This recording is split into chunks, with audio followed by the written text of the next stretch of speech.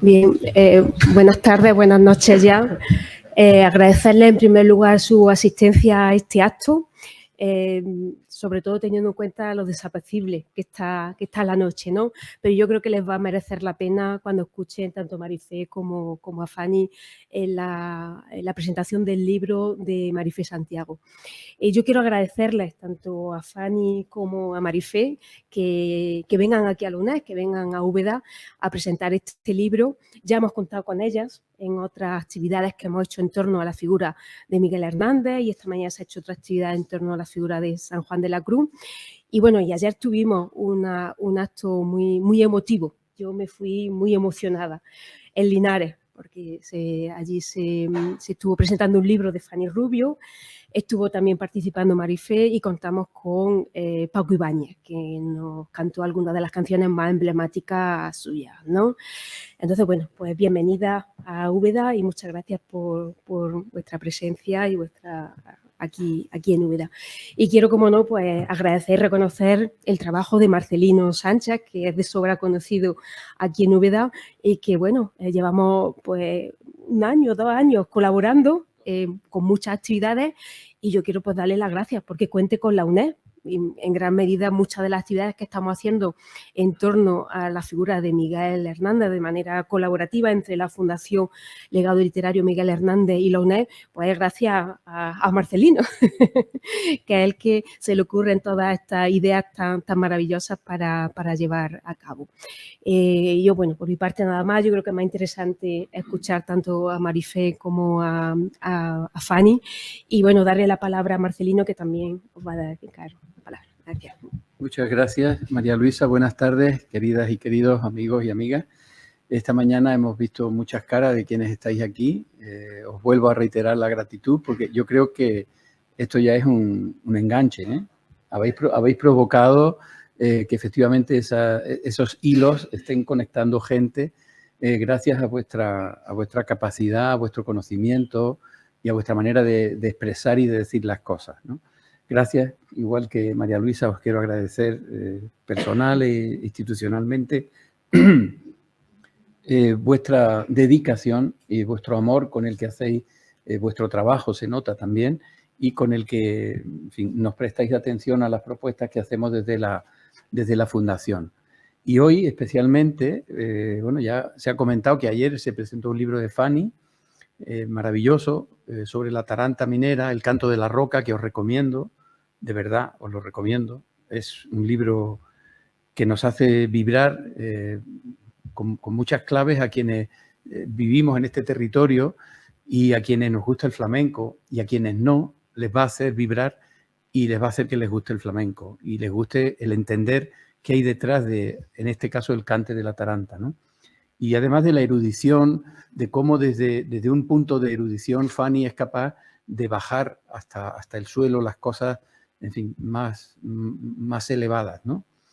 Esta tarde estamos para completar este dúo, ¿no?, de amigas del alma que son, con la presentación del libro de Marifé Santiago. Ella es, ya la habéis visto aquí, la habéis conocido quizá alguna de las personas que estáis esta tarde aquí. Igual que Fanny, y son amigas, alumnas, ¿no? Es decir, Fanny tiró de Marifé y siguen estando conectadas, se multiplican mutuamente sus pensamientos y sus trabajos y sus conexiones. Marifé es también una mujer que tiene muchos pájaros en la cabeza, afortunadamente, ¿no? De hecho, la portada del libro, ¿no?, con esas 3 figuras aladas, ¿no?, hablan de un poco de, yo creo, lo que va. Pero ella es capaz de tener una erudición extraordinaria y de colocarnos delante de reflexiones que nos emocionan, que nos hacen, por supuesto, pensar, que nos informan, que nos transmiten, que nos comunican una extraordinaria cantidad de cosas, de elementos que componen lo que ella ha querido llamar un concierto. Este concierto para 3, en el que nos va a poner delante de ni más ni menos que María Zambrano, Juan de la Cruz y Miguel Hernández. Y con esa capacidad que ambas tienen y que Marife ha desarrollado en este libro, de dar puntadas para conectar con ese hilo, nos va a, yo creo que de nuevo, a sorprender. No quiero decir nada más. Tenía algunas cosas preparadas, pero solo una reflexión para darles pie. Me han pedido que suelte algo que les permita conectar y lanzarse a comentarnos a nosotros algunos de los aspectos de este libro, que por supuesto también os recomiendo que compréis, y agradezco a la librería, el agente secreto, que ha traído ejemplares para poder disfrutarlo. Además es muy baratico, vale solo 11 euros, es decir que ¿quién no compra un libro para leerlo y luego otro para regalarlo? No, no sé, yo, ¿no? Marife, ¿está bien? El tema libros no tengo opinión. Pero creo que, a ver, hay personas que saben mucho, que trabajan en la docencia, en la investigación, y que tienen un compromiso con publicar cosas, ¿no? Con publicar libros. Todo el mundo que está en ese campo quiere publicar. Yo me voy a permitir hacer deciros algo que tiene que ver con lo que un poco más que vosotros conocéis a Marife y a Fanny, ¿no? Ellas son dos mujeres extraordinariamente generosas. Son muy generosas porque están siempre dando y soltando y compartiendo esa sabiduría que van captando. Esta tarde, hablando con Marife, tiene más de 30 libros publicados. ¿Cuántos son de poemas? 9. 9. No lo sabe todavía. Sí, no, son tantos que son 9. Y otros 20 y tantos de ensayo y otros tantos de novelas, ¿no? Y además es capaz de pararse, de preparar una conferencia, 2 conferencias maravillosas sobre María Zambrano, Miguel Hernández, sobre Miguel Hernández, Juan de la Cruz, y de sumarlas en este concierto que esta tarde nos propone. ¿Y por qué un concierto? Bueno, pues ahora nos explicará. Yo me equivocaba y hace poco ponía convite y me dice, no, Marce, que es concierto. Dice, bueno, convite tampoco está mal, sí, pero en realidad es compartir, ¿no? Compartir y ofrecer disfrute. Y otra cosa, y un poco, María Luisa, te agradezco esas palabras, pero es que cuando te paras a pensar en lo que tenemos entre manos, ¿no? Que difundir la vida, la obra de Miguel Hernández, vosotros, el trabajo de enraizar la universidad, de brindar la universidad para que sea útil a la gente, ¿no? Que también es mi función. Claro, es que cuando yo organizo 3 cosas, pues organizo 3 cosas. Pero si tú organizas 3 cosas, pues también organizas 3 cosas. Pero si entre los dos organizamos 3 cosas, son 9 cosas. 3, no más, sino por 3, porque tenemos más capacidad de llegar, ¿no? Y en eso yo creo que también tenemos que seguir profundizando, ¿no? En cooperar entre las entidades, entre las instituciones, para hacer más y que llegue a más gente, ¿no? Y que llegue mejor. Gracias a vosotros también tenemos la capacidad de, a través de Internet, del streaming, no solo que nos estén viendo en cualquier lugar del mundo que haya conectado, sino que se quede y que pasado mañana quienes no han podido venir puedan disfrutar. Así es que mi gratitud para vosotros, para la UNED. Por supuesto es un honor y una maravilla poder colaborar y brindar lo que yo pueda hacer. Y a vosotras dos de nuevo, muchas gracias por vuestra dedicación, por vuestra atención y por ese entusiasmo que transmitís, ¿no? Esta mañana lo hemos podido también compartir con Paco Ibáñez, el amigo Paco Ibáñez, una persona tan entrañable, tan potente, ¿no? Que nos ha enseñado tanto a tantas personas sobre poesía y que nos ha acercado tanto a la poesía, que eso también se lo tenemos que agradecer especialmente a Fanny, ¿no? Una especialista en hilar y en engarzar a personas y a historias. Me callo y os paso la palabra y con toda mi gratitud. Muchas gracias.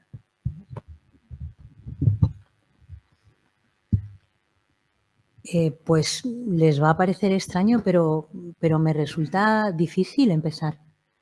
Me resulta difícil empezar por muchas razones que entenderán en el momento en el que decida que comienzo, ¿no? Primero, y a ver si de esa manera es más fácil para mí entrar en lo que quiero entrar, en la espesura que quiero entrar, le doy las gracias una vez más a María Luisa con quien ya he tenido la ocasión de compartir también viaje hermoso el año pasado y este año también, porque aunque hemos visto que no estuviste porque no podías estar, estábamos en tu casa y nos dejas tu casa, que es la casa que conocemos como UNED, pero que esto es muy bonito porque si en lugar de UNED decimos lo que quiere decir, pues de repente es la universidad a distancia y eso quiere decir que intenta de una manera universal que llegue lo que una universidad se supone que entrega. Y lo que una universidad entrega es saber. Esta mañana hablaba con alguien de la filosofía y de la filología y yo decía, las dos son dos actos de amor. Filo. Después una se decanta por las palabras y otra se decanta por el saber, pero es que no hay saber sin palabras ni hay palabras sin saber, con lo cual al final somos los de filo o las de filo y la universidad tiene esa vocación de ser filo, de ser amor y la UNED es esa universidad que lo demuestra constantemente. Así que una vez más, gracias María Luisa por dejarnos vuestra casa para que sintamos que es también la nuestra. Y como no, gracias a la Fundación Legado Literario Miguel Hernández, a Marcelino, porque lo hemos nombrado ya y además no hay réplica posible, hilandero mayor de sueños. Pero es que esto es precioso porque claro, se pueden hilar cosas, incluso el hilado puede tener un sentido un poco de liar, ¿no? Pero no, si somos filo, pues entonces el hilado y los hilos nos sacan siempre de los laberintos, no nos meten en ellos. La vida nos mete en ellos, pero el hilo nos saca de los laberintos. Y si no hay un buen hilo, no sales de ese laberinto. Así que te agradezco muchísimo, Marcelino, que el año pasado me invitaras por mediación, como no, de la maestra Fanny Rubio, a estar, como no, en Linares del lino que se hila también, para hablar de Miguel Hernández, es verdad, en un diálogo con María Zambrano. Y que aquella ocasión, aquella jornada, se quedara no con un fin, sino con un tenemos que empezar otra vez o continuar al año siguiente, justo en Úbeda, cosa que debió ser como por el mes de mayo o de junio de este año, para que siguiéramos en el diálogo de Miguel Hernández con, y en este caso era con Juan de la Cruz, ¿no? Tengo que decirles que si el primero de los diálogos, el de María Zambrano con Miguel Hernández, era un diálogo en el que resultaba sencillo, a nada que pusieras un poco de atención, porque María Zambrano ha escrito mucho de Miguel Hernández, porque se conocieron, porque fueron muy amigos, porque vivieron además un momento histórico muy particular en el que esa circunstancia a la que se refería Ortega, que al final nos hace que digamos soy yo y mi circunstancia, porque no somos solo nosotros, nosotras las personas, sino que somos nosotras insertas en un lugar determinado y en un tiempo determinado.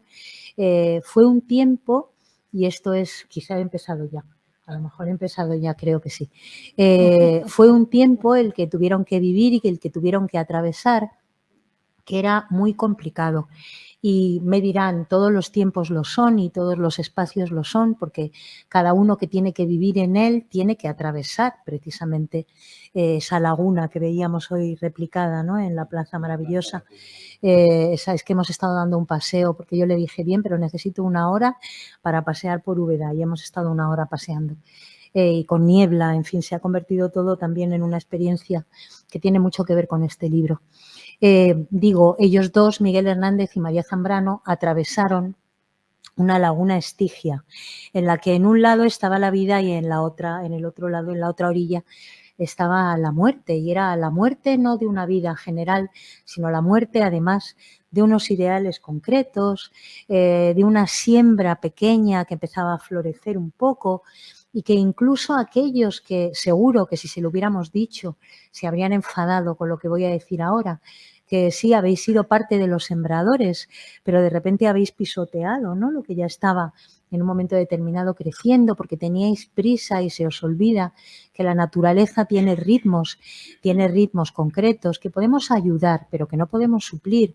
Y también ocurre lo mismo con los pensamientos y también ocurre lo mismo con las palabras.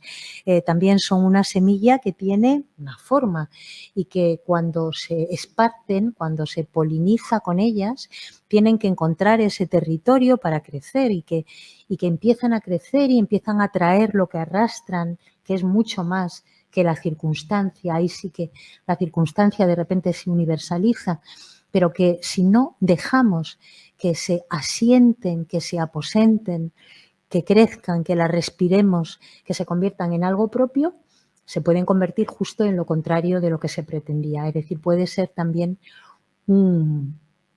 digamos que un fracaso, ¿no? María Zambrano hablaba de las figuras del fracaso. Las figuras del fracaso ellas no las entendía como figuras que en un momento determinado son figuras, digamos, de la destrucción de un ideal ni algo parecido, por ejemplo. Y era especialmente cuidadosa cuando hablaba de esas figuras del fracaso, refiriéndose a personajes femeninos que en un momento determinado en la historia canónica oficial parece que son sombra o parece que son efectivamente fracasadas respecto a lo que proponen. Para ella una figura del fracaso es Antígona, y una figura del fracaso es Diótima de Mantinea, por ejemplo, ¿no? Y les dedica 2 textos teatrales para que cuando nos acerquemos a ellas, a esas 2 figuras, sepamos que tenemos que hacerlo en comunidad, en la comunidad que el teatro propicia, ¿no?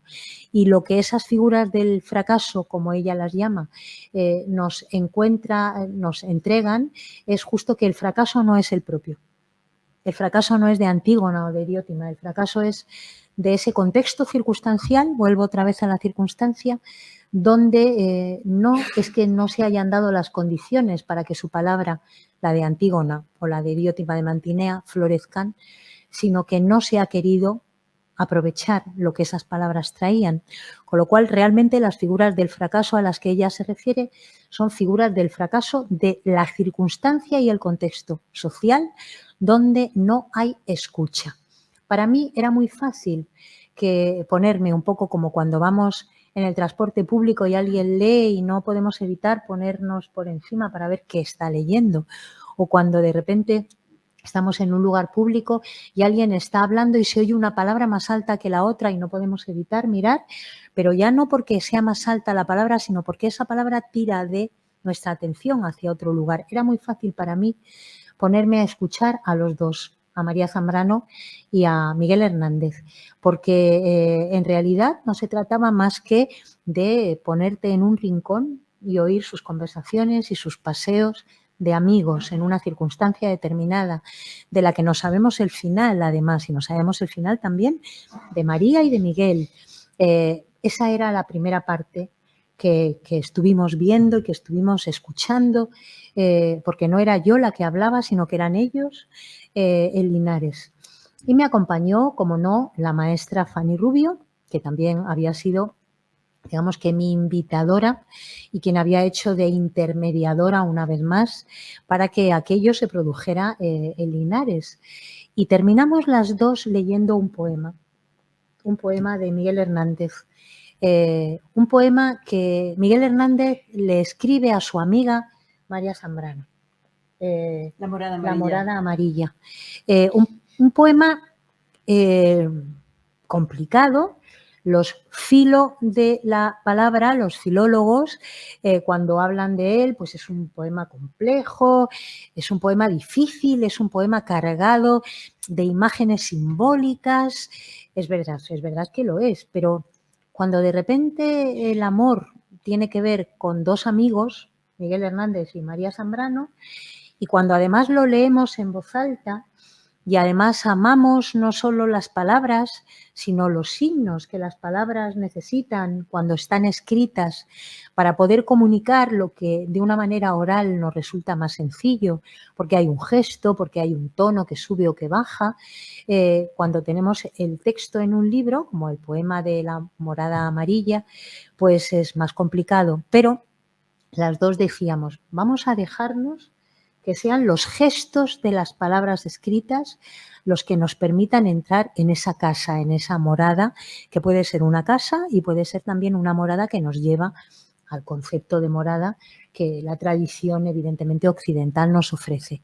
Y terminamos con aquel poema, leyéndolo en voz alta, recuerdo que fue conmovedor. Esta mañana cuando estábamos leyendo de una manera también en grupo, ¿no?, comunitario, el cántico espiritual, me recordaba aquella lectura en la que empezaron resonancias de un poema de palabras desconocidas, porque son ya de un castellano que ya muchas de esas palabras no se utilizan, pero de pronto ahí resonó algo que sabíamos que tendría una continuación.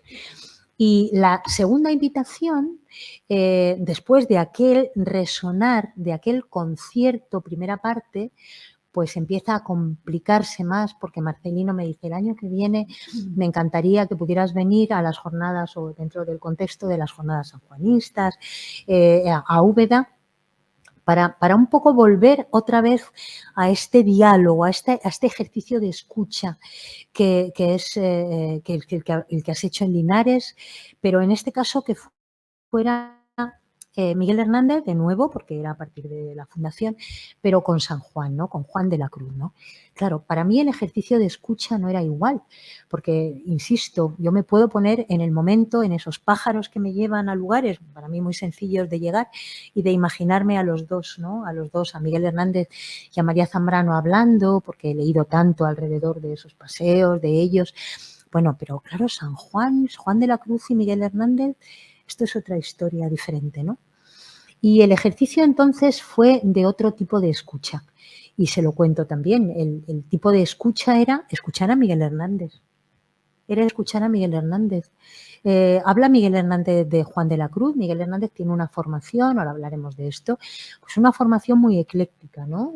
Ecléctica en el sentido de que también su manera de seguir esos cursos que primero nos hacen leer unas cosas y luego otras, pues en su caso, su contexto circunstancial hace que también los vericuetos, el laberinto sea otro, pero sin embargo él tiene un hilo desde el principio, que es el haberse visto interpelado, sorprendido, llamado, podría decir también, es decir, hay voz, hay sonido, llamado por la palabra poética. Por la palabra poética que puede estar en los libros, pero que él está abierto como una caja de resonancia, como un instrumento musical preparado para que empiece a vibrar cuando llegue la ocasión. Y en ese estar preparado también hay una circunstancia de un paisaje que es un paisaje exterior, pero también hay un paisaje interior. Y Miguel Hernández es de los que inmediatamente empieza a reconocerse testigo de ese paisaje interior al que todavía no le puede poner palabra, ni siquiera le puede poner, digamos que frase a la experiencia, ¿no? Bueno, tengo a Miguel Hernández. Bien, lo tengo aquí situado, ya sé en qué rincón me tengo que colocar para no molestarlo a él, para que cuando empiece a hablar yo lo pueda oír y lo pueda escuchar y pueda recoger. Pero ¿qué pasa con Juan de la Cruz, no? ¿Qué pasa con Juan de la Cruz?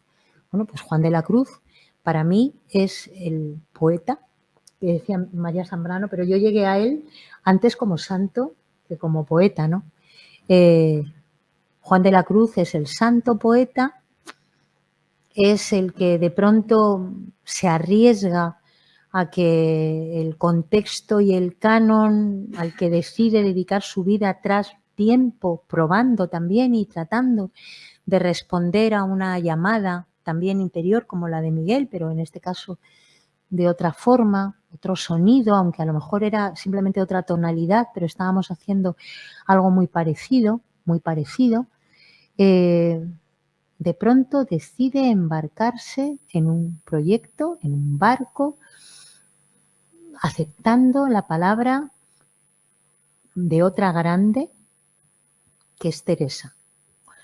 Teresa de Ávila, Santa Teresa, Teresa de Jesús también, en fin, aquí es que siempre andamos, no sabemos muy bien si llamarla por el nombre solo, como santa, bueno, Teresa. Y de repente él acepta la palabra de Teresa. y se embarca en ese viaje. Y se da cuenta de que el viaje hacia afuera que van a hacer juntos va a ser un viaje que también va a afectar a su manera de entender sus certezas, si es que hay alguna, sus convicciones, si es que hay alguna. Y de repente digo esto y me encuentro a Miguel Hernández y a Juan de la Cruz mirándose en la sorpresa del tiempo a los ojos, mirándose los dos en los caminos de la historia y yo estoy en un rincón, escuchando esa conversación. Y me doy cuenta de que tengo que invitar a nuestra anfitriona de Linares en el texto que habla, que es María Zambrano, que es la que nos cuenta. Y entonces digo, bueno, ¿y si es ella la que de pronto me dice cómo tengo que acercarme a San Juan y a Miguel Hernández? Y efectivamente me encuentro sus textos, los textos de María Zambrano, hablando de Juan de la Cruz, y me encuentro con el primero de los textos que escribe, porque luego escribió muchísimos textos sobre Juan de la Cruz, muchas veces escribe incluso de Juan de la Cruz sin decir que está hablando de él, pero el primer texto justo lo escribe en ese momento en el que está produciéndose la gran ruptura de esa época y ese momento en el que Miguel Hernández y ella comparten un camino que se trunca absolutamente y que sigue otros derroteros, ¿no? Me interesa esta idea, me interesa ese sonido, ese pensar que María Zambrano apela al santo que ella conoce como experiencia antes de haberlo leído ni nada semejante en su Segovia infantil y adolescente, precisamente a través de una mujer, ella lo dice, popular, de la persona, la Gregoria, ¿no? Esta cosa también de ponerle... Es que a mí mi profesora de literatura me quitó absolutamente la posibilidad de poner un la o un el delante de un nombre. Yo nunca lo he dicho, ¿no? Pero recuerdo una profesora deliciosa que cuando era pequeñita, quiero decir mi profesora de pequeña, deliciosa, cariñosa y amorosa, pero cuando oyó algo de la no sé quién y su gesto de decir es una cosa, entonces no puedo decir, ¿no? Pero María Zambrano la llama la Gregoria, y a mí me sale muy mal, pero la Gregoria, ese sonido popular que de repente la lleva hasta donde está una parte del cuerpo de San Juan en Segovia y entonces le explica quién es San Juan y cómo le interesa a María Zambrano esa figura, ¿no? Del santo poeta dividido en Úbeda, en Segovia, bueno, ese viaje, ¿no? Y esa fue la conferencia del año pasado en Úbeda, ¿no? María Zambrano de pronto ella era la que iba cosiendo los fragmentos para que yo no me perdiera y fue muy bonita la experiencia también de preparar esa conferencia porque era muy fácil, entonces me di cuenta de lo fácil que era encontrar a San Juan y Miguel Hernández, incluso en metáforas que él utiliza, por ejemplo, ¿no? Y lo más interesante del asunto es textos que lees de María Zambrano hablando de Juan de la Cruz y que si no lo dices, crees que está hablando de Miguel Hernández, por ejemplo, ¿no?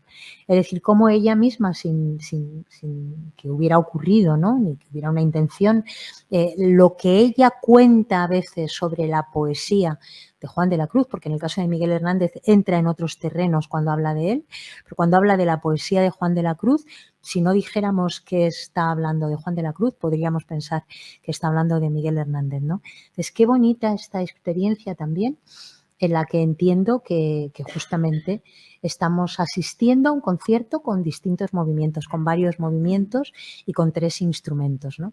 Bueno, pues eso al final es un libro. Eso al final es un libro que recoge la primera conferencia, la segunda conferencia, a la que le he incorporado una pequeña explicación de cómo hemos llegado hasta aquí, cuál ha sido el itinerario, pero no así como lo estoy explicando ahora, sino mucho más fácil y mucho más personal seguramente, y un regalo al final, que es una fotografía, que es la primera vez que se publica, la primera vez que es pública, aunque está en archivo y se puede acceder a ella en el archivo Zúñiga, Fernández Zúñiga, pero que es la primera vez que aparece publicada en un lugar que es una fotografía de Miguel Hernández tomada por Walter Reuter durante el segundo Congreso de Intelectuales en Defensa de la Cultura en Valencia. Los negativos estaban muy mal y entonces han tenido que restaurarla, y en esa restauración se ha recuperado una imagen que, si hubiéramos querido que fuera así, no habría salido así de bien, porque ese Miguel Hernández de repente es ese Miguel Hernández San Juan de la Cruz, de alguna manera, ¿no? Esta es la cosa. Fanny, tú te toca decirme cosas, porque yo de pronto...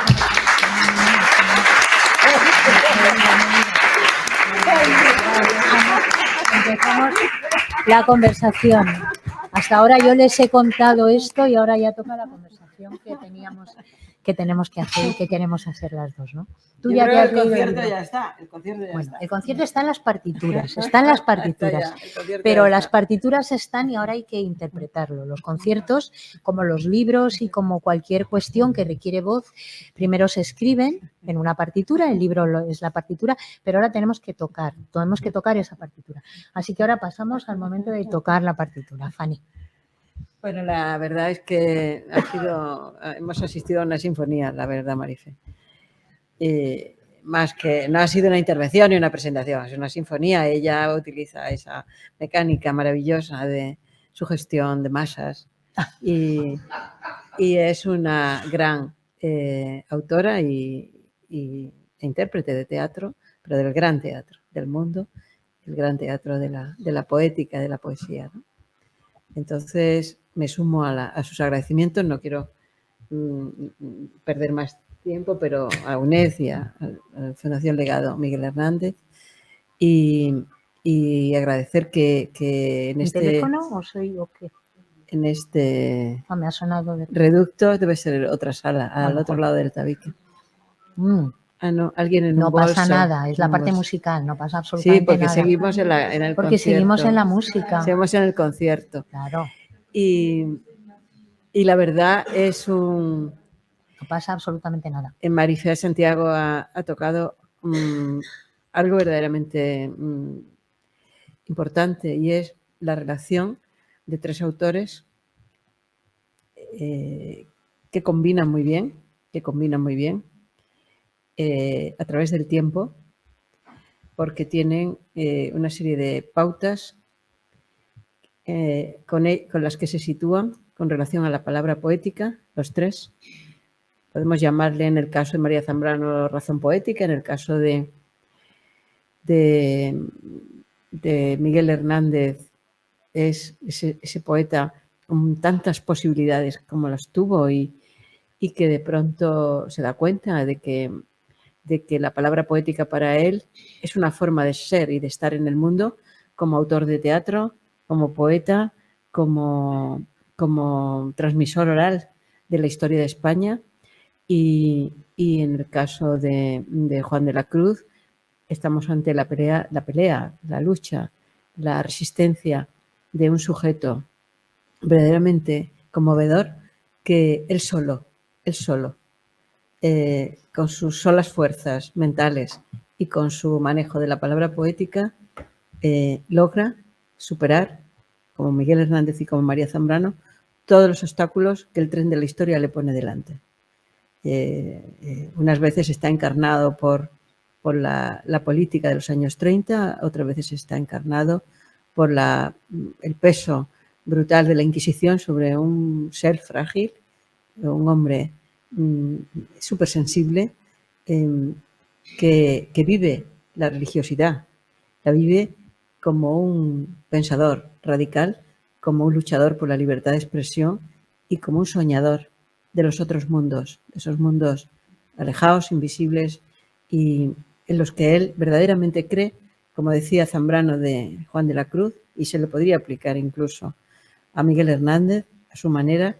Él es un hombre, Juan de la Cruz, que cree en la religión del Carmelo del siglo I, de la religión de los primeros cristianos, que es la religión auténtica para él, que es la verdaderamente cristiana, y no toda la que ha venido después a través de un manejo de las autoridades y de los dogmas de los concilios. Y Juan de la Cruz lo sabe, como lo sabe Teresa de Ávila, y los dos están optando por algo que es una revolución política y también religiosa y también espiritual, que es la reforma del Carmelo, que es, en el caso de Teresa, es más claro, porque Teresa impone el tú en los conventos, cuando todo el mundo se hablaba de usía, y todo el mundo y los aristócratas exigían, las aristócratas, la reverencia de las monjas humildes. Ella destruye esa clasificación social y obliga la utilización del tú en los conventos, y eso a Juan de la Cruz le parece maravilloso, ¿eh? Es decir, que un pensador marxista diría una revolución leninista, el tú en los conventos, la desaparición de las clases sociales. Y Teresa también obliga, como la regidora que es del Carmelo reformado o reformante, obliga a que las monjas todas pasen por el torno, todas pasen por la cocina, todos hagan limpieza, incluidas las aristócratas. Y también destruye el apartamento individual de las grandes señoras que recibían y que tenían su servidumbre y sus esclavas allí con ellas para que vivieran de maravilla. Pues toda esa reforma en la vida cotidiana de las monjas de los conventos lo hace Teresa, que es la maestra, la hermana mayor de Juan de la Cruz. Los dos solos frente a una autoridad eclesiástica rigurosa, a una inquisición tremendamente estricta y a unos monjes del Carmelo Calzado que están por acabar con ellos, de alguna forma, para evitar que viajaran, para evitar que fueran a América, para evitar que tuvieran visados, para evitar que tuvieran peso y autoridad en los conventos. Ellos dos solos, cada uno, y diríamos los tres solos, porque Miguel Hernández está repitiendo lo mismo, con otro tipo de autoridades, con otro tipo de sociedad y con otro tipo de antagonistas. Pues los tres son la misma persona, los tres son el mismo poema, los tres son la misma mirada. Cuando Marifé me enseña la imagen de los tres, los ojos de los tres son los mismos ojos, porque tienen el mismo texto. Evidentemente, la sociedad de consumo nos ha convencido de que los poetas son diferentes, de que unos son rubios, otros morenos, unos están casados, otros viudos, otros no sé qué, unos son angelicales y otros no. El poeta escribe siempre el mismo poema, el poeta auténtico. Vamos, el poeta consumista o el poeta narcisista o el poeta que vive de otro tipo de rentas, pues puede escribir otro tipo de poema. Pero el poeta auténtico escribe siempre el mismo poema. Y el mismo poema tiene la razón poética de María Zambrano, tiene el silencio de Juan de la Cruz, porque lo viven de la misma manera, o las virtudes del pájaro solitario de San Juan, y tiene también la resistencia mental de Miguel Hernández. Los tres escriben el mismo poema, también María Zambrano, porque los tres son poetas sin fronteras. Son poetas sin fronteras porque rompen los límites convencionales de una sociedad, en el caso de Miguel Hernández, una sociedad que opta por la industria del calzado, lo cual estaría muy bien para las aristócratas y para las cortes, ¿no? Para la vida cortesana, y tiran los zapatos a la basura y empiezan a hacer la revolución del descalzo.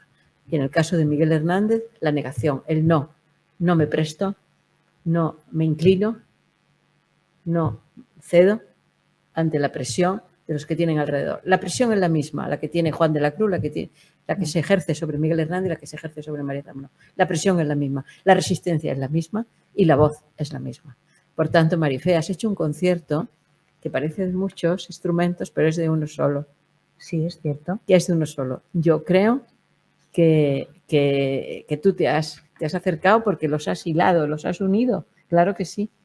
No permitirían que estuviera Garcilaso entre ellos.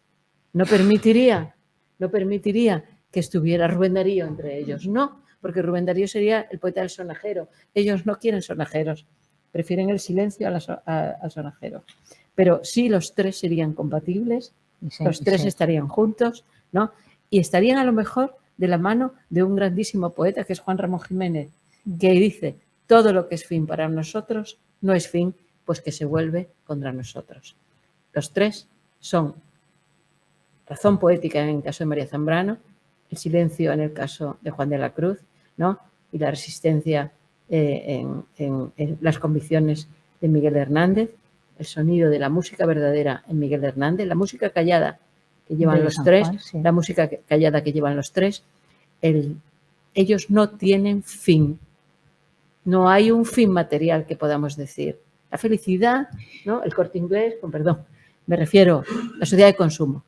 No es la sociedad de consumo, No es la competitividad entre poetas, no es la competitividad de poderes. Ni de los premios, no sé premios. qué, no sé cuánto. No hay fin, pues que se vuelve contra nosotros, diría Juan Ramón.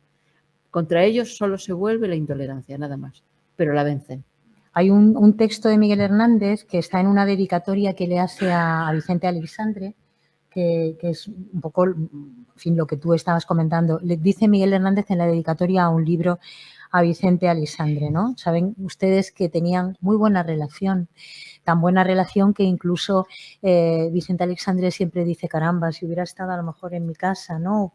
Intentó incluso interceder también para ver si, en fin, le llevaban naranjas y dice Vicente Aleixandre, si es que no tenía nada, pero cuando venía a mi casa me traía una naranja, esta cosa que llevas también el paisaje, como decía yo antes, el externo, pero también el interno, ¿no? Como regalo. Curioso lo que dice el Marifé de las naranjas. Miguel no tenía dinero para pagarse el autobús y el tranvía y llega con un saco de naranjas a la estación de Atocha. Sí. Y tiene que ir avanzando con Nelken y con otras escritoras que les llevan las naranjas, tiene que atravesarse la Castellana entera con el saco de naranjas. Me imagino cómo iría Miguel con un saco de naranjas a la espalda, encantado de llevarles lo más preciado que el tenía, sol, lo que ¿no? para él era llevarles también un pedacito.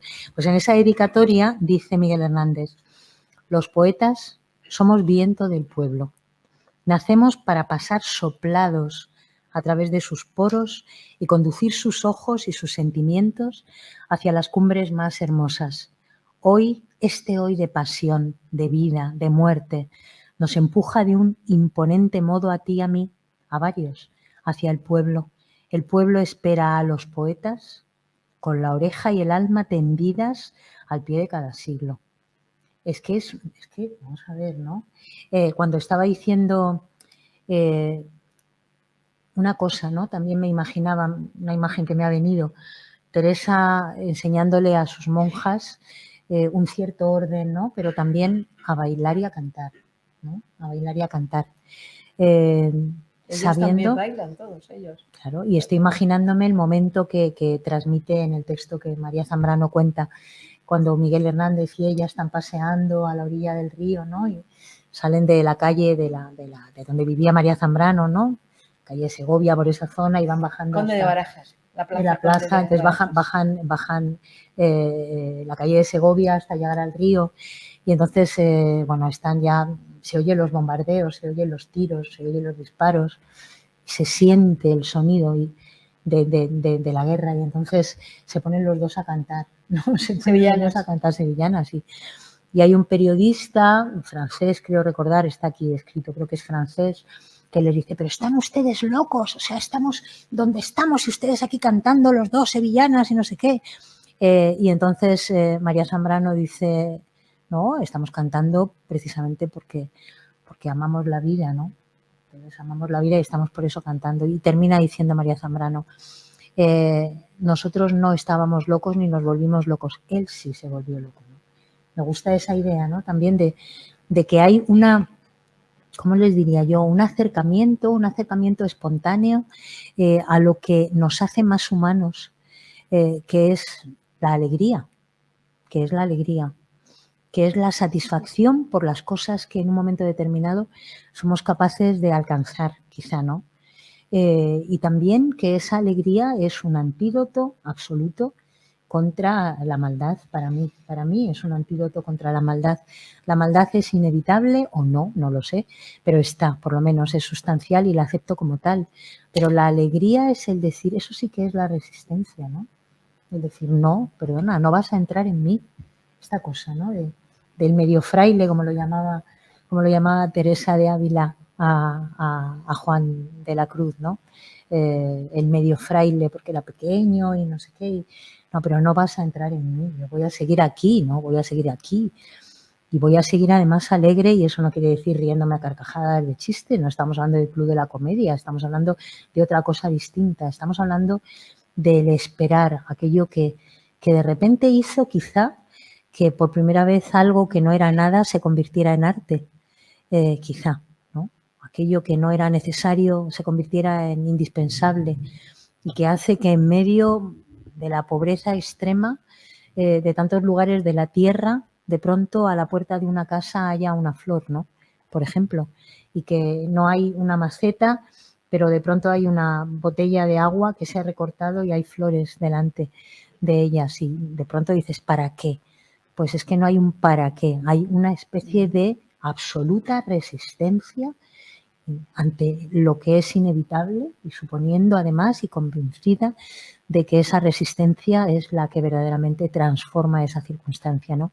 Es viento del pueblo que abre puertas y ventanas y se lleva aquello que es tóxico completamente, ¿no? Por esa idea. Bueno, al final hay muchas imágenes que se unen. Creo que tiene razón. Como siempre, Fanny, en un plano los tres son la misma persona, ¿no? Y los ojos de uno nos lleva a los ojos de otro y la mirada de uno nos lleva a la mirada de otro y las lecturas de uno nos llevan a las lecturas de otro y lo que siente en ese paisaje interior de los tres es absolutamente próximo. María Zambrano cuenta, no sé dónde lo he leído, que sé quién es la persona, aunque no sé si es interesante decir quién es la persona, pero un escritor joven entonces, cuando ya está en Italia, va a hacerle una entrevista y entonces le pregunta, ¿y si usted no hubiera sido filósofa, qué le hubiera gustado ser? Y entonces ella se queda en el silencio suspendido, que también tiene que ver con el arrobamiento y que tiene que ver con ese momento, ¿no? No sé si lo han pensado ustedes, de dibujar un Cristo desde arriba. Para dibujar un Cristo desde arriba hay que estar flotando, porque si no, no lo ves, ¿no? Es el de San Juan, que es el de Dalí también como homenaje después, hay que estar arriba. No en un balcón, porque no me imagino en el Calvario un balcón, ¿no? Entonces no era una fiesta cortesana, ¿no? Ni era tampoco un ahorcamiento en Irán, foto previa que vemos diciendo esto no puede estar pasando ahora, ¿no? Y de repente para verlo como lo ve San Juan tienes que estar muy alto, muy alto, muy alto, ¿no? Yo estaba en el punto en el que María Zambrano le dice, ¿y usted qué le hubiera gustado ser? Y entonces ella se queda en el punto suspendido y dice, bailarina. Y me imagino que se quedaría muy sorprendido negativamente este joven escritor que le estaba haciendo una entrevista en aquel momento a María Zambrano. Voy más allá, bailarina como Teresa de Ávila. Y como Juan de la Cruz, que también bailarín como Juan de la Cruz. Bailarín como Miguel Hernández cantando la sevillana y enseñándole a María Zambrano cómo hay que mover los brazos, ¿no? Ese bailarín del pensamiento, ese bailarín de la palabra que va y viene y que crea una coreografía. No es una locura, es todo lo contrario, es una coreografía, ¿no? Una coreografía del mundo. La vida tiene eso, ese movimiento y por eso, porque hay un movimiento, no somos estatuas. Incluso cuando somos estatuas y vemos estatuas como hoy delante, ¿no?, de esa fachada que ya nos hemos, de repente tienes la sensación, y esa es la grandeza, de que van a empezar a moverse. Pero no porque parezca que están vivos, que es que se parece tanto, sino porque sabemos que se están moviendo, incluso aunque sean de piedra y parezca que no se mueven. Bueno, esa es la palabra de los tres, yo creo, ¿no? Por eso es un concierto en el que los instrumentos, que son cada uno de ellos, al final están pensados para también lo mismo, ¿no? La pintura, el dibujo, en Miguel Hernández, el dibujo, bueno, a Miguel que le ha pintado muchos cuentos a sus hijos, les ha ilustrado el cuento a su hijo Manolín y tal. Esos gallos, ¿no? Eso. Y el monte de Juan de la Cruz, ¿no? Es decir, de pronto hay un elemento pictórico, hay unas imágenes y las imágenes de Zambrano en sus meditaciones, ¿no? ¿Cómo ves las imágenes? Tienes toda la razón. Además, si debemos sacarlas a colación y hacer un pequeño paréntesis que es importante y que me daría mucha tristeza no haber dicho esto que voy a decir ahora si me hubiera dado cuenta de que no lo había dicho. Y es que, bueno, el libro está editado en la editorial Uso, en su línea de ensayo, que no es la de Palabras hilanderas que ayer presentábamos, que es otra de las líneas que tiene, pero sigue un poco la línea de todas las publicaciones de Uso, y es que cada cubierta es una cubierta original y originaria y además pedida a un creador o a una creadora para que esté aquí. Y yo se la pedí a Luis Moro, a un pintor, a un artista plástico que conocerán ustedes, que es maravilloso y que ahora tiene una exposición espectacular. Lo digo por si ahora en estas fechas tan señaladas les da por irse un par de días fuera y se quieren ir a la granja. Hay una exposición hasta finales de enero en la fábrica de vidrio, en fin, sin palabras, absolutamente increíble de Luis Moro. Pues yo le pedí a Luis Moro que me hiciera, que me dejara, ¿no?, una imagen, y me entrega esta imagen como en vuelo, pájaros, y efectivamente esta imagen podría haber sido una imagen también de las que de algún modo trabaja Miguel Hernández, o trabaja Juan de la Cruz, o trabaja María Zambrano, que eso es mucho menos conocido y que muy bien acaba de sacar Fanny ahora.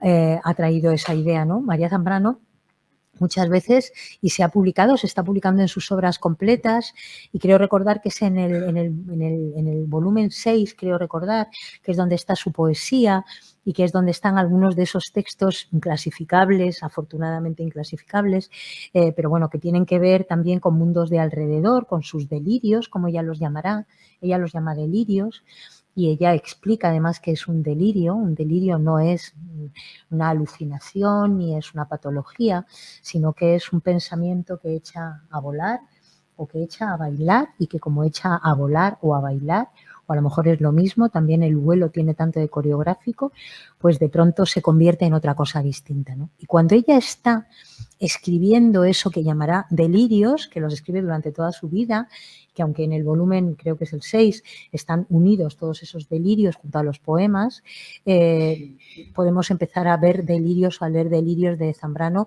desde el principio.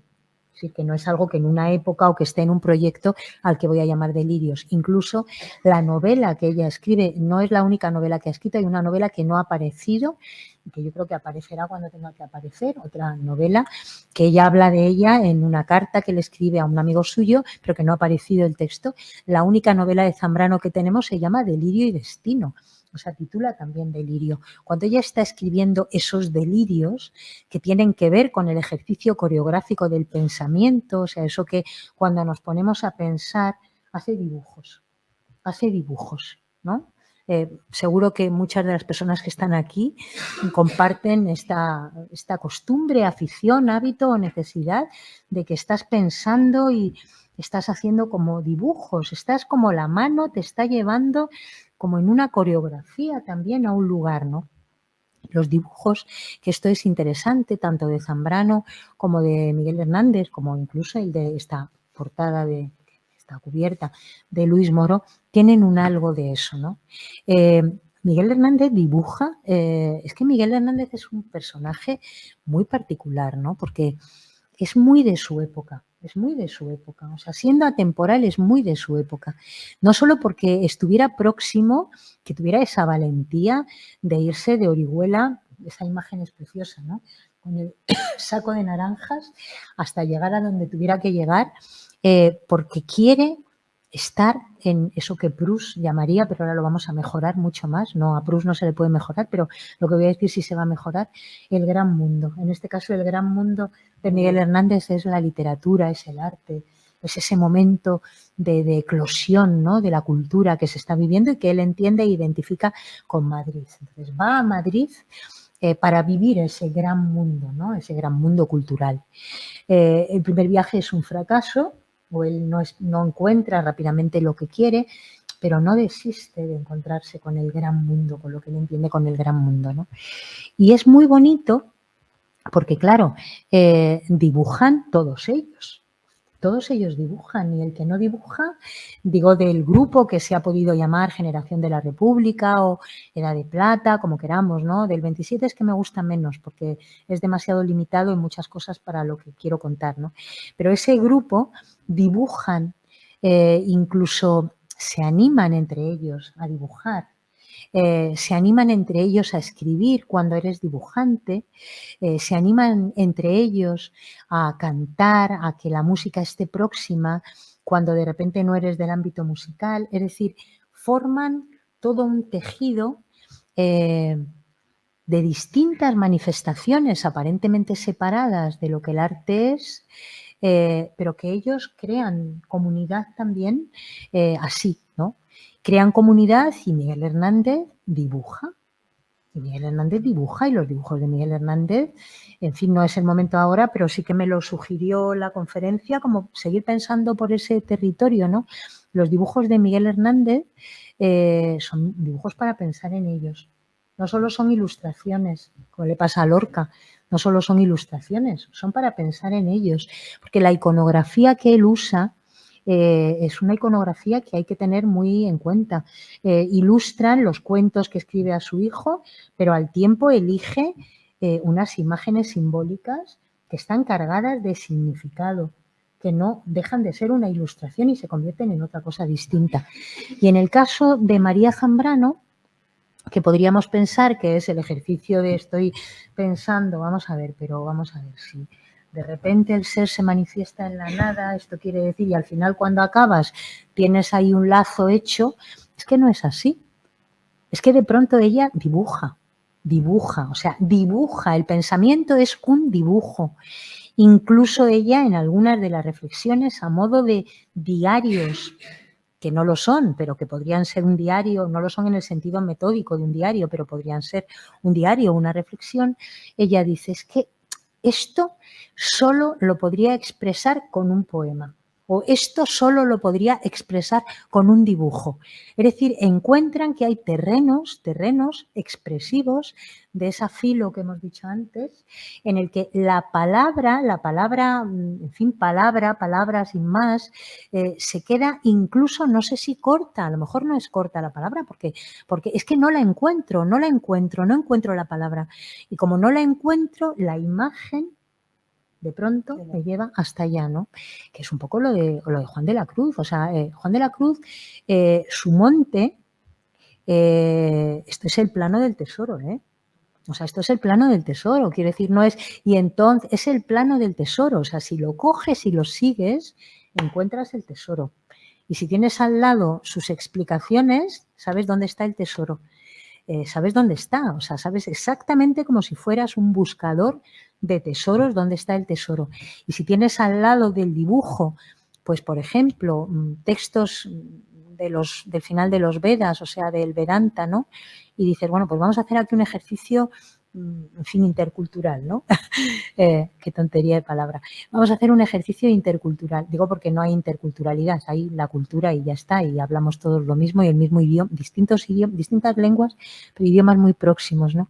Entonces tengo el Vedanta y me voy leyendo paso 1, paso 2, paso 3, paso 4, paso 5 y me voy leyendo a la vez a Juan de la Cruz, paso 1, paso 2, paso 3 y te va contando además lo que te va a pasar. O sea, como si fuera un científico, ¿no?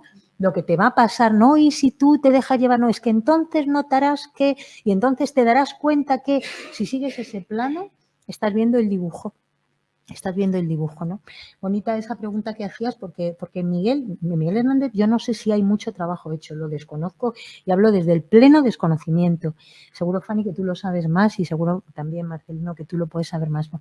No sé si hay estudios sesudos, profundos, rigurosos hechos en torno a los dibujos de Miguel Hernández. José Carlos Rovira publicó los cuentos al hijo y comenta los caballitos. Mandaba caballitos. O un perrito, la historia de un perrito, tal, y los comenta en ese momento. Pero supongo que en la correspondencia hay ya dibujos directamente a Josefina y hay como planos, ¿no? Planos también del tesoro y demás. Sería interesante ese analizar, ese ver esa iconografía que puede parecer, con relación, ¿no?, a los papeles, es curioso que hay otra coincidencia entre los tres. Por ejemplo, en Juan de la Cruz se tiene que comer algún que otro texto porque no quiere que lo vean los calzados. Y aprendérselo como... Miguel Hernández está pasando clandestinamente algunos escritos de peticiones y de recados a Josefina y también pasan clandestinamente los trocitos de papel. Y en el caso estamos con Zambrano, que tiene varias huidas en la Guerra Mundial, se deja muchas cosas. Le queman su biblioteca en Conde de Barajas, sí, entra la falange, los falangistas. Asaltan su biblioteca, tiran los libros por el balcón y los queman en la plaza de Conde de Barajas. Es decir, hay ese momento trágico del plano escrito que tiene que desaparecer en contra de la voluntad de ellos, ¿no? Los tres están en el mismo plano, ¿no? Ujú. Sí, Los papeles escondidos, comidos, prohibidos, Josefina quemados. escondiendo, ¿no? Muy interesante. Sí, muy bonito esa idea también de esa unión entre los tres. Y el tema, como no, el tema del amor también, ¿no? Y del secreto del amor también. El amor y el secreto, las dos cosas, tanto en uno como en otro. Porque decir que en el caso de Juan de la Cruz hablamos del amor místico, divino, pero es que hay tantas cosas ahí también que resignificar para entender de qué estamos hablando. En el caso de María Zambrano, también el ejercicio que ella hace cuando habla del amor y su propia experiencia amatoria como mujer en una época concreta y determinada en la que hay una posibilidad y de repente esa posibilidad se ve también como desaparecida y aniquilada. Y en el caso de Miguel Hernández también, ella misma, María Zambrano lo dice, ¿no? Él estaba casado porque tenía ya una mujer, aunque no se hubieran casado, pero había una mujer que era Josefina, y lo otro eran descubrimientos también que lo iban a llevar también a esa esposa que era Josefina para Miguel Hernández, ¿no? Hay también esa otra manera de enfrentarse al filo, ¿no? Al amor, filo en el sentido de filología, de filosofía, en los tres, que también serviría para que el concierto no desafinara demasiado, ¿no? Hay un momento en los conciertos, y yo creo que vamos acabando, no sé qué te parece a ti, qué os parece, pero bueno, ahora que igual hay público. Más que empezar, Marifé. Pues es que no sé ni qué hora es, no sé ni dónde estamos, no sé ni a qué hora es ni en qué lugar. Ha habido una ruptura espacio-temporal. Hay un momento bello en los conciertos que eso lo pierdes cuando escuchas una buena grabación, pero es un disco ya en estudio o lo que sea, una grabación directa. En las grabaciones directas tampoco digo, una buena grabación, tienes un CD y lo pones en casa o lo que sea, pero esto nunca se graba, aunque sea una grabación en directo, es el momento en el que están afinando los instrumentos. Yo no sé ustedes, pero a mí el momento previo, también me pasa cuando voy al teatro, el momento previo, ¿no? El momento previo en el que todavía no ha empezado, pero ya se apagan las luces y ya dicen aquello de señoras, señores, o no se apagan las luces, pero ya señoras, señores, en 5 minutos o 2 minutos o en 1 minuto. Ese momento de temblor de a dónde vamos a entrar. Aunque vayas 3 veces en la semana a la misma obra porque te ha encantado y la quieres repetir, vas a vivirlo igual. Y aunque hayas oído muchas veces ese concierto, ¿no? Bueno, los conciertos tienen también un momento previo de afinación. Lo bonito de un concierto, y vamos a acabar con María Zambrano como corresponde, en este caso, lo bonito de un concierto es que hay instrumentos varios, ¿eh? Y los instrumentos tienen un cuerpo determinado que les confiere una característica determinada, tanto en la herramienta, en la utilización, como en la técnica, evidentemente, ¿no? Y también en el sonido, ¿no? Y no todos los instrumentos empastan bien, en el sentido de que hay veces que dos voces con dos sonidos distintos y dos cuerpos distintos armonicen en el sentido literal, no en el sentido de que haya armonía musicalmente hablando, ¿no? Requiere un ejercicio de escucha del otro, porque si no, un arpa y un tambor, pues así como de golpe dicho, da un poco de cosa, ¿no? Pero si nos escuchamos el arpa y escuchamos el tambor, encontramos que hay como un punto en el que de pronto es posible la confluencia. Y entonces, cuando antes de empezar un concierto, todos los instrumentos, yo cuando era pequeña creía que era parte del concierto y que era una broma, porque no podía entender que salieras al concierto y que estuvieras ahí un ratito afinando. O sea, ya yo me imaginaba que eso era parte de la ceremonia, porque obviamente todos traían ya su instrumento afinado. Nunca me imaginaba que en una distancia tan corta como la del camerino a la escena, o una distancia más corta todavía, que es que todos estamos en escena ya y por lo tanto tenemos todos que ver dónde confluimos, dónde está nuestro punto de intersección, tenemos que afinar o tenemos que oírnos, ¿no? Todos los conciertos requieren un oírse previo, un calentar, ¿no? Un previo, ¿no?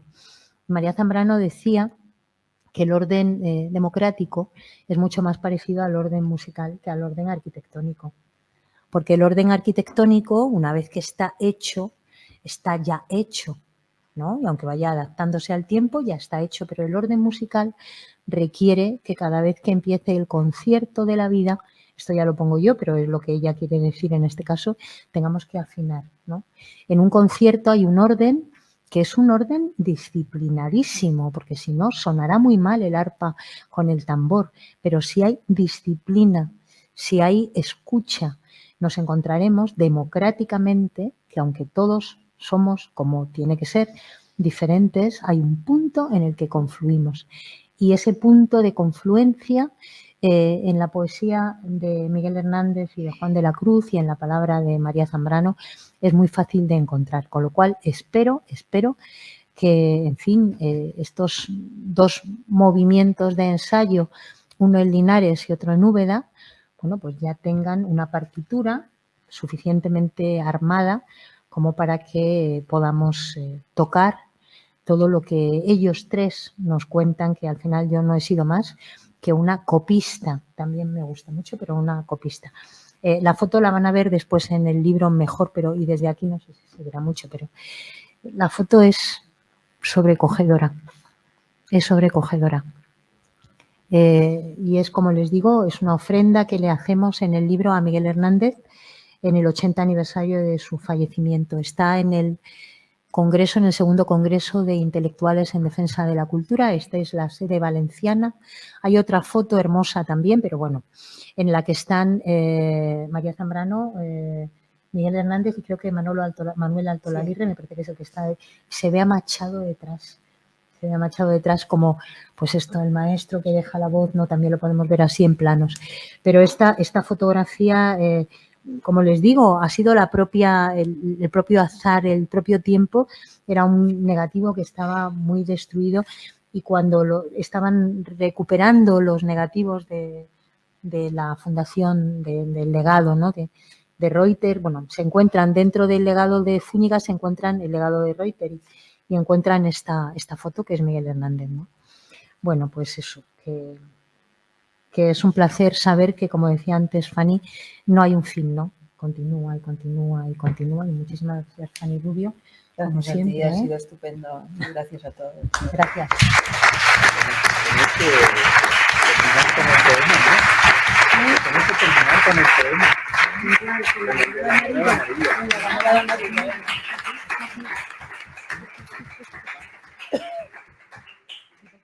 Página 48.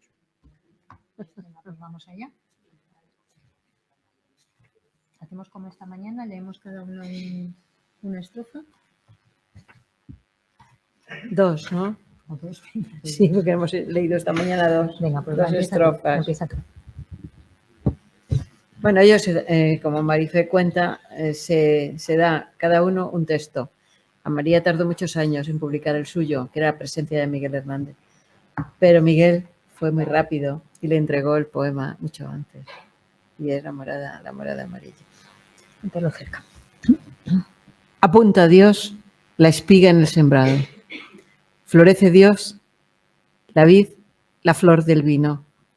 Tiró por recoger multiplicado su fortuna de Troj, el campesino, que como pobre en ambicioso pica, muy pobremente rica, muy tristemente bella. La tierra castellana se dedica a ser Castilla. Ella, el desamparo cunde, qué copioso, al amparo, qué inmenso de la altura, inacabable mapa de reposo, sacramental llanura, de más la soledad y la hermosura. Pan y pan, vino y vino, Dios y Dios, tierra y cielo, enguizcando a las aves y al molino, pasa el aire de vuelo. sube la tierra, el cielo paso a paso. Bajo el cielo a la tierra de repente, un azul de llover cielo cencido, bueno para marido, cereal y vinícola en el raso. Dios al fin accidente hace en la viña y en las mieses nido. Qué morada es Castilla, qué morada de Dios y qué amarilla, qué solemne morada de Dios, la tierra arada, enamorada, la uva morada y verde la semilla. Qué cosechón de páramo y llanura, qué lejos hay de trigo, qué hidalga paz, qué mística verdura y qué viento, Rodrigo. Páramo mondo, mondas majestades, mondo cielo, luz monda, mondo olivo, monda paz y el silencio mondo y vivo. Soledad, soledad de soledades, con una claridad a la redonda, viuda sola y monda. No hay luz más aflictiva, no hay altura más honda, no hay angustia más viva. La copa fugitiva del chopo verde copo, de cielo en cielo, cielo al cielo priva en un celeste anhelo. Chopo, copo de cielo, que es menos que ser cielo y más que chopo, chopo de cielo, copo. Por viento al horizonte va el molino, por gracia, luz, molienda y movimiento, y se queda parado en el camino, pacífico un momento, gracia, molienda, luz, pero no viento. Soledad trina y una, castellana, Dios, el viento, el molino y la ave sana. La luz es un ungüento que cura la mirada del espanto. Se levanta el jilguero, cereal, tanto y tanto, de trigo y voz provisto. No medrentes al ave, meseguero, que hace celeste el pan, un poco Cristo. Se impacienta la espiga por la siega, con la impaciencia de la brisa encima, membruda, enamorada de las hoces. Esta mancha manchega, ¿por qué se desarrima al cielo en este tiempo y le da voces? También que está el cordero sobre la línea pura del otero, paciendo sobre el cielo cabizbajo las cabizaltas flores, también que está allá arriba y aún abajo, la soledad lanar de los pastores, proveyendo distancias de soledad, de amor, de vigilancias encima de la loma que lo deja en el cielo, que lo toma. La espiga rabitiesa, nutrida de altitudes. Isidro, Juan, Teresa, Alonso, Ruy, que fueron las virtudes. La viña alborotada está, la mies revuelta, ruedo en la era ya de polvo y nada, tanto que fue la era por la trilla, todo de Dios, en Dios siempre resuelta. De casta te vendrá lo de Castilla, oh campal rica hembra, castellana, asunto como Dios de la semilla. No esperes a mañana para volver al pan, a Dios y al vino. Son ellos tu destino. Y has de ser resumible, siempre, amiga, en un racimo, un cáliz y una espiga. Así es.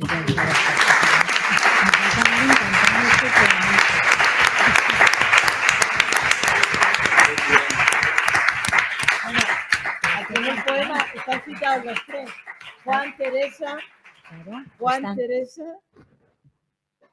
Aquí lo tienes, los tres juntos. Claro, Juan, Teresa, y ahí se habrán dado cuenta de que hay un montón de Zamorano con imágenes y de reminiscencias que nos recuerdan a Juan de la Cruz, por supuesto, bueno, a Zambrano porque está dedicado a ella, pero es que hay un montón de imágenes que llegan a San Juan. Este poema, que es un poema que no se lee mucho porque es un poema complejo, se va a convertir en el himno absoluto de este concierto. Esto Bueno, va a son ser, el ¿no? mismo río, es un concierto sobre el mismo río. Sí, sí. Son el mismo río. Así es, así es.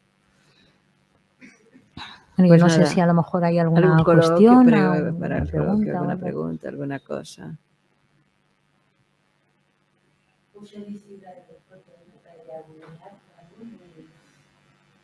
Captarnos a ese mismo sentimiento que a veces parece tan distante, ¿no? San Juan de la Cruz con Miguel Hernández, y sin embargo es cierto, ¿no? Ahora cuando habéis visto, yo estaba pensando en San Juan de la Cruz. Podría haber sido un poema de San Juan de la Cruz que ha aparecido y lo estamos leyendo, ¿no? Pero podría sumar a Juan Goytisolo también.